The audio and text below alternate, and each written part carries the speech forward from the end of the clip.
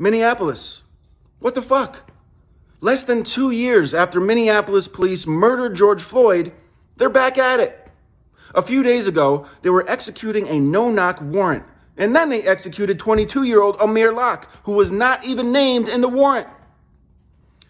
Police busted through his door early in the morning. Amir was sleeping on the couch. He hears a commotion. He sees a bunch of people busting through his door. He grabs his legally owned gun for self-defense. He doesn't even point it at the cops, but that doesn't stop them from lighting him up and sending him into the abyss of black men murdered by cops.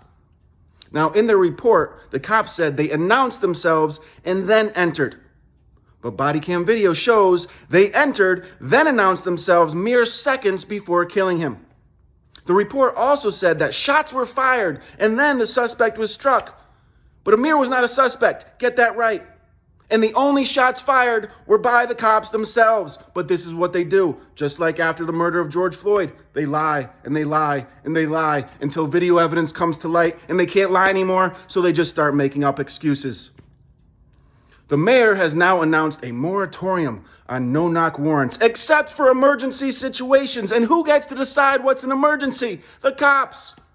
And besides, 2 years ago, after all the George Floyd protests and after the no-knock home invasion murder of Breonna Taylor, the mayor restricted no-knock warrants. So cops are supposed to announce themselves loudly, wait a reasonable amount of time, and then enter. But they can't even do that.